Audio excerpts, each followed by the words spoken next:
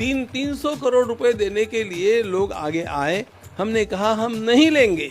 मंदिर पूरा लगभग बन चुका है और 3000 करोड़ रुपया अभी हमारे पास अवशिष्ट है। राम जन्मभूमि बन गई, कृष्ण जन्मभूमि को लेकर के आप लोगों की क्या योजनाएं हैं भविष्य की? राम मंदिर के अवतार के पश्चात कृष्ण मंदिर का भी अवतार होना स्वाभाविक है, हम भी उसकी प्रतीक्षा करेंगे। देश से है प्यार तो हर पल ये कहना चाहिए, मैं रहूं या ना रहूं भारत ये रहना चाहिए, भारत ये रहना चाहिए।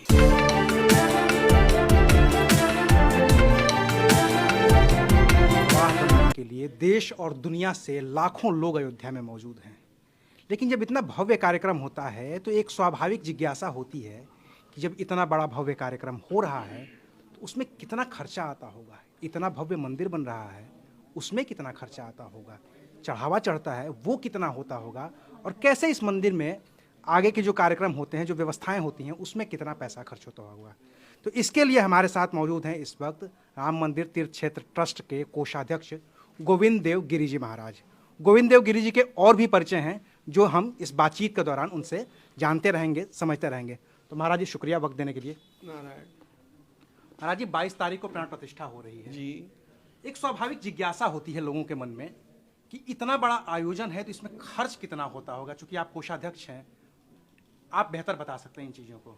आयोजन में खर्च होता हुआ आप लोगों को दिखता है, उतना खर्च प्रत्यक्ष नहीं होता है। इसलिए नहीं होता है कि लोग अपनी अपनी ओर से सेवाएं कर रहे हैं। सेवा करने की जो लोगों में ललक है, उसके कारण हमारा प्रत्यक्ष होने वाला खर्चा बहुत कम हो जाता है, और जो होगा वो तो होने वाला है। हम लोग पहले भी सोचे थे कि भगवान का मंदिर 700 करोड़ में हो जाएगा, फिर नींव के स्थान पर चट्टान न मिलने के कारण कुछ विलंब भी हुआ, कुछ अधिक खर्चा भी हुआ।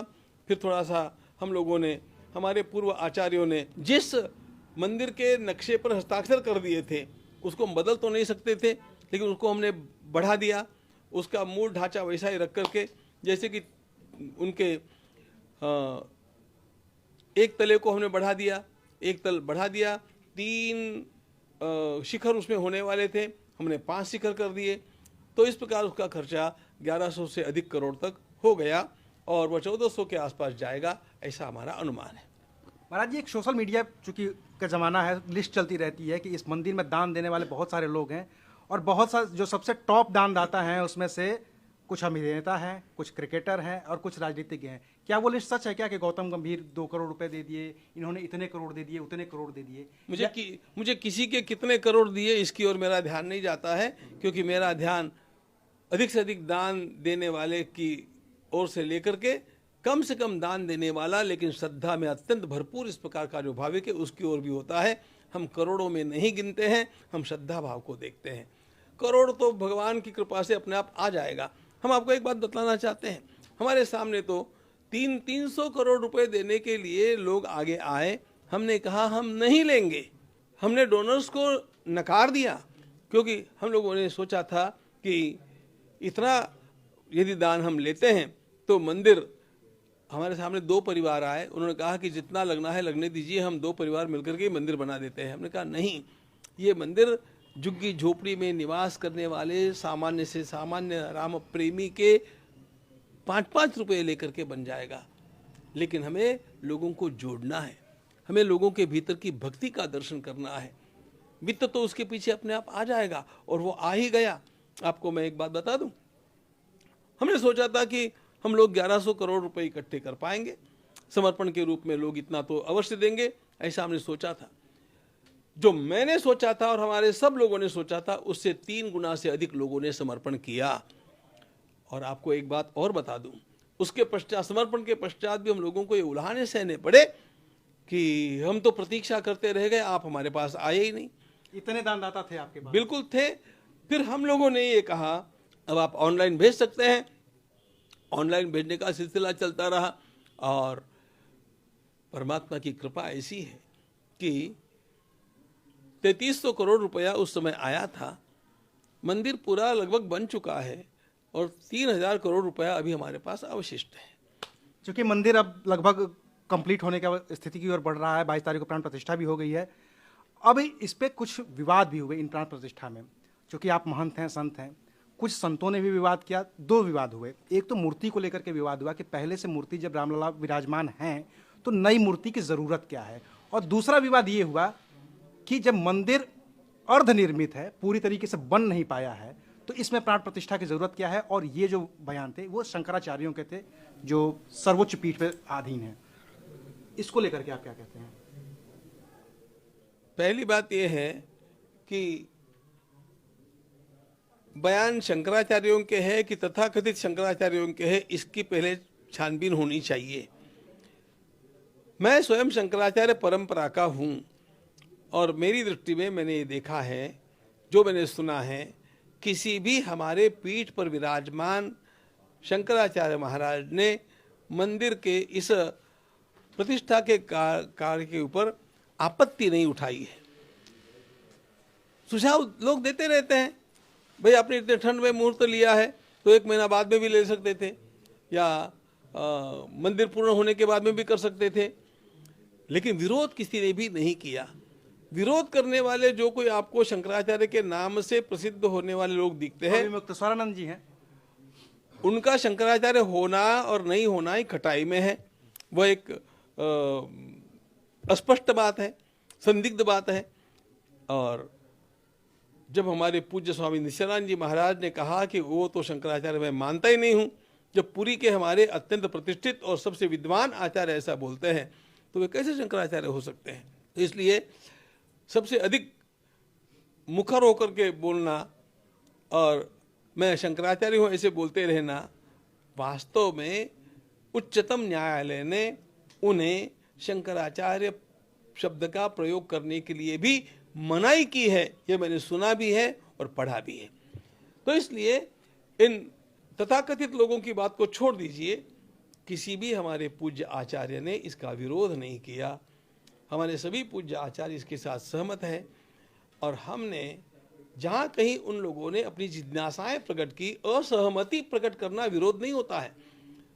तो मैंने स्वयं गत सप्ताह से अनेक बार खुल करके आह्वान किया कि आप आदरणीय पूज्य शंकराचार्य के पीठ पर है, हम आपसे अनुरोध करते हैं कि आप यहाँ पर आवें और हमारे इस कार्य में कहीं धर्म के विधान के अनुसार त्रुटि आपको लगती हो तो हमारा मार्गदर्शन करें, हम उसको बदलने को तैयार हैं।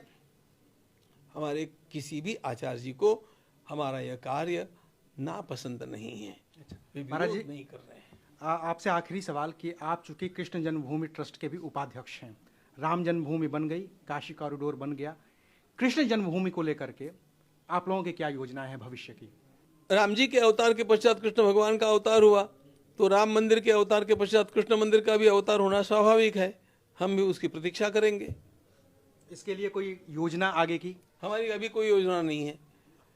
न्यायालय अपना काम कर रहा है और अभी हम राम मंदिर के कार्य में इतने व्यस्त हैं कि इन बातों की ओर ध्यान देने के लिए मेरे पास तो समय ही नहीं है।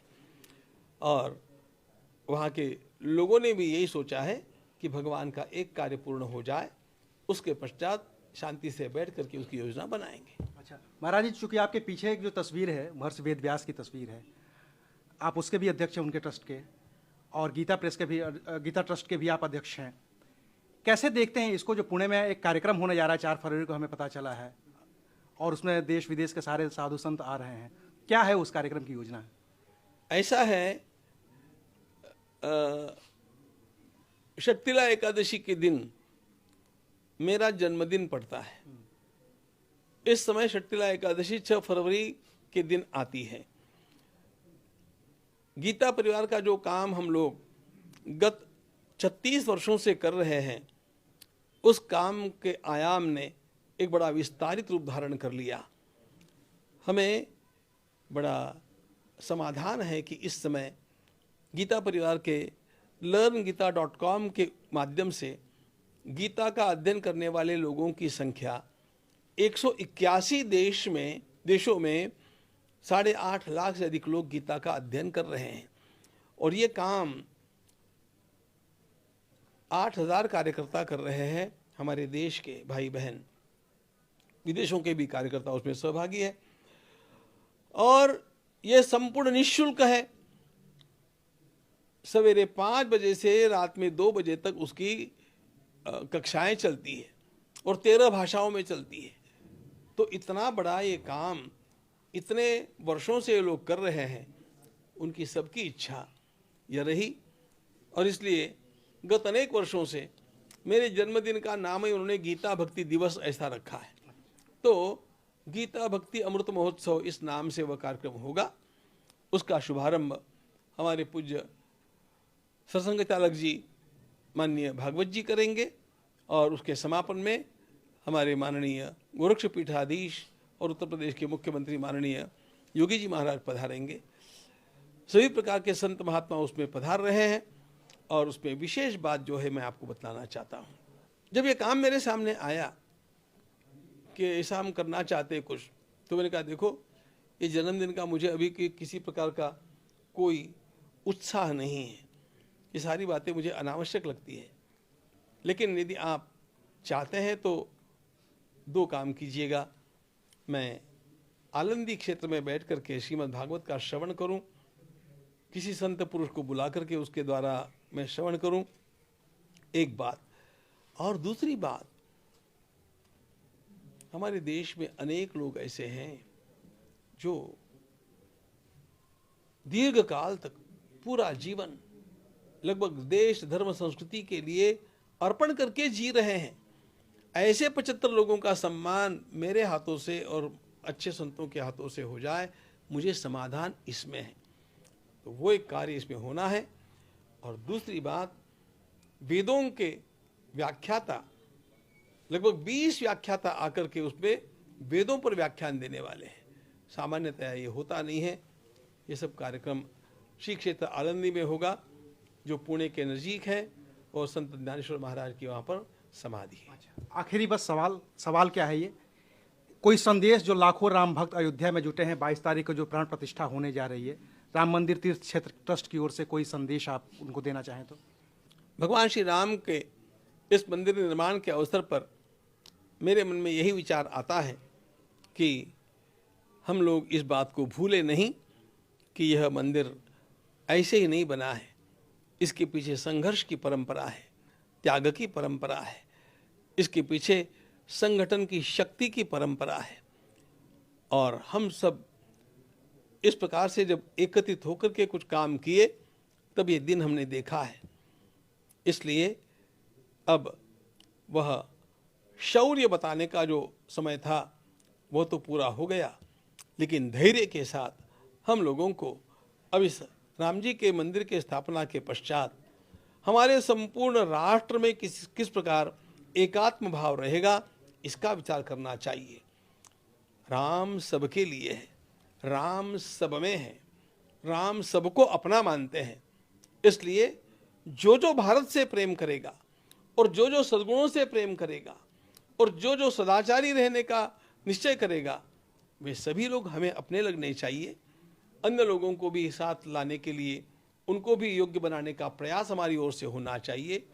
कोई और नहीं, कोई गैर नहीं, ऐसा मान करके हमें अगला मार्ग तय करना होगा, क्योंकि हमें एक मजबूत राष्ट्र खड़ा करना है। और जिस राष्ट्र में भेदों की ओर ध्यान दिया जाता है वह राष्ट्र मजबूत नहीं हो सकता। इसलिए सारे भेदों को मिटा करके हम लोगों को भगवान श्री राम के प्रिय इस भारतवर्ष की उन्नति के लिए संगठित होकर के ऐसा कुछ काम करना चाहिए जिसका गौरव सारे समाज और भारत माता को और भगवान श्री राम को अनुभव होने लग जाए। सबके अंतःकरण में एक पंक्ति निरंतर होनी चाहिए, मैं देश से है प्यार तो, देश से है प्यार तो, देश से है प्यार तो, हर पल ये कहना चाहिए, मैं रहूं या ना रहूं भारत